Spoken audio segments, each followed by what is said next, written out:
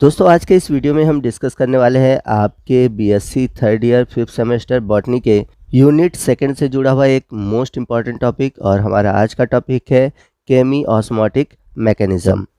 तो आपको बता दें कि केमी ऑस्मोटिक मेथड में भी या फिर कह सकते हैं केमी ऑस्मोटिक मैकेनिज्म में भी एटीपी का निर्माण होता है। तो सबसे पहले आपको बता दें कि केमी ऑस्मोटिक जो हाइपोथेसिस है वह सबसे पहले पी मेटकिल नामक साइंटिस्ट ने दिया था।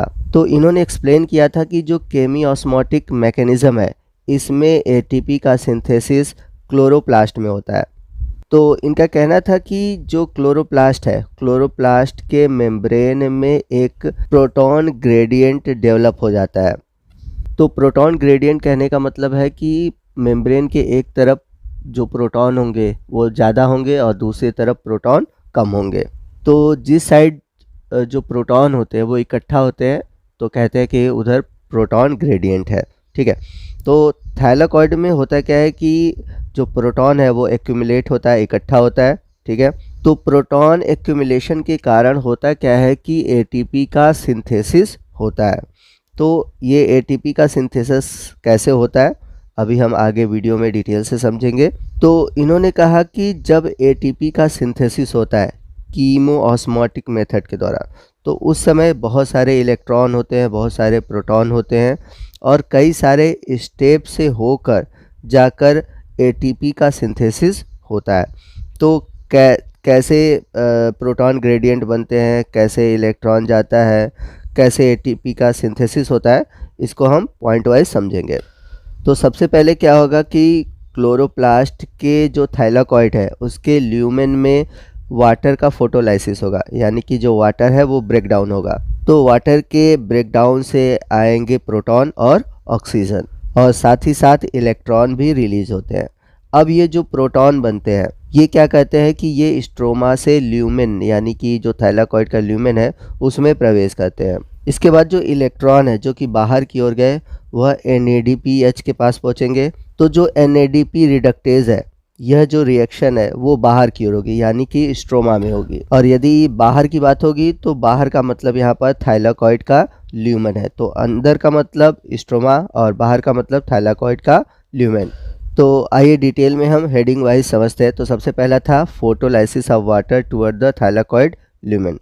तो होता क्या है कि फोटोसिंथेसिस में जो वाटर मॉलिक्यूल है, ठीक है, वो स्प्लिट होता है, ब्रेक होता है, यानी कि फोटोलाइसिस होती है वाटर की। तो ये वाटर का जो स्प्लिटिंग होता है वह इनर मेम्ब्रेन में यानी कि इनर साइड होता है, थाइलाकॉइड के ल्यूमेन में होता है। अब इसकी वजह से क्या होता है कि जब वाटर ब्रेक करता है तो हाइड्रोजन आयन यानी कि प्रोटॉन और ऑक्सीजन बनाता है।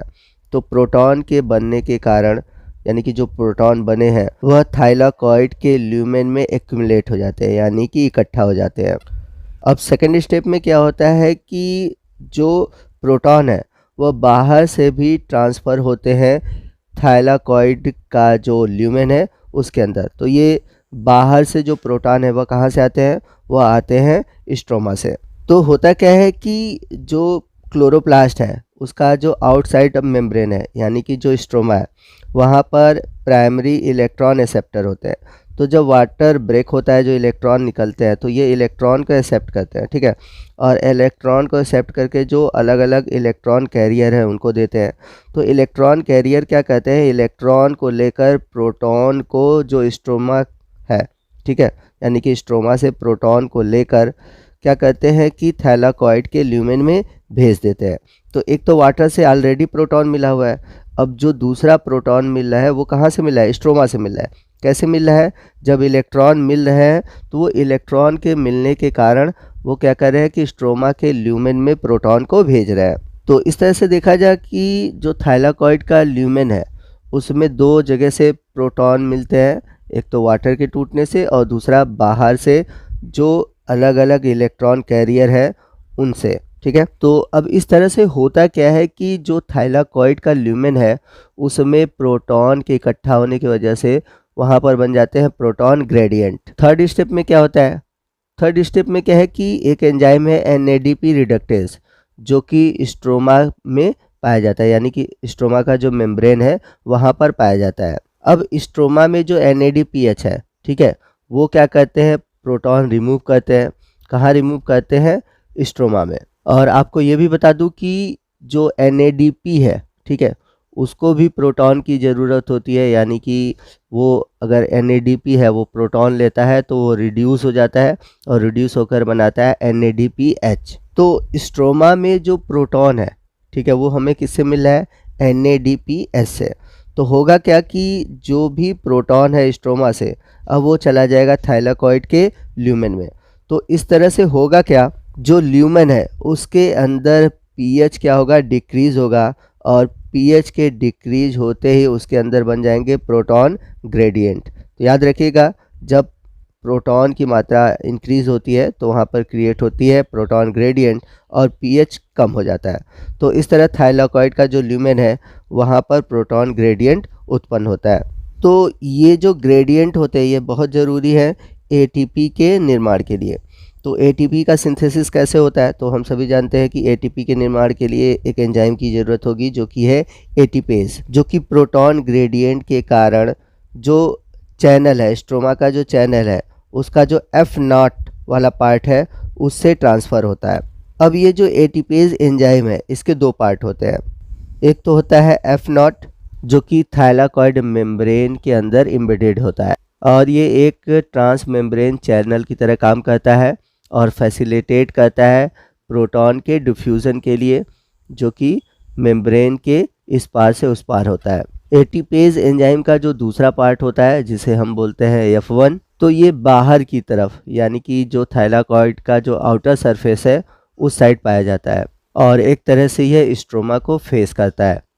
तो जैसे ही ग्रेडियंट होता है, यानी कि प्रोटॉन ग्रेडियंट बनता है, तो तुरंत ही जो होते हैं ग्रेडियंट वो एनर्जी प्रोवाइड करते हैं, जिससे कि F1 पार्ट में कन्फर्मेशनल चेंजेस आते हैं और एटीपेज एंजाइम बनता है। और ये जो एटीपेज एंजाइम है ढेर सारे ATP का सिंथेसिस करता है।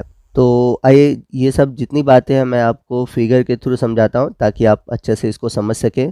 तो यहाँ पर आप देख सकते हैं ये थाइलाकॉइड का ल्यूमेन है, यानी कि जो थाइलाकॉइड के अंदर का स्पेस है, और बाहर की ओर आप देख सकते हैं स्ट्रोमा है।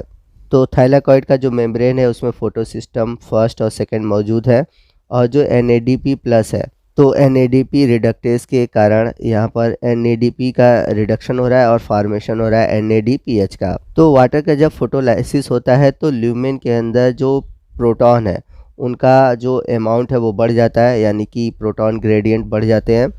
तो ये प्रोटॉन करते क्या है कि ये ATP सिंथेज एंजाइम के वजह से बाहर आते हैं। तो थाइलाकॉइड के मेम्ब्रेन पर चैनल होता है, एक F0 और एक F1, जिससे कि होकर प्रोटॉन बाहर की ओर आता है। F1 जो होता है वो स्ट्रोमा की तरफ इसका फेस होता है। तो जो प्रोटॉन है जब F1 नॉट चैनल से अंदर की ओर आते हैं तो जो F1 है उसमें कन्फर्मेशनल चेंजेस होते हैं, जिसकी वजह से ATP सिंथेटेज एंजाइम बनता है, और ये ATP सिंथेटेज एंजाइम क्या करता है, ADP से फॉर्मेशन कर देता है ATP का। तो दोस्तों ये था हमारा आज का वीडियो जो कि कीमोऑस्मोटिक हाइपोथेसिस पर आधारित था। वीडियो बड़ा इंपॉर्टेंट है। आई होप आपको सभी बातें अच्छे से समझ में आ गई होंगी। वीडियो अच्छा लगा तो वीडियो को लाइक और शेयर करना मत भूलिएगा, और कोई भी डाउट है आप हमसे कमेंट करके पूछ सकते हैं। और आपको बता दें कि आप जल्द से जल्द हमारा जो 99 रुपीज़ का सब्सक्रिप्शन प्लान है वो ले लीजिए।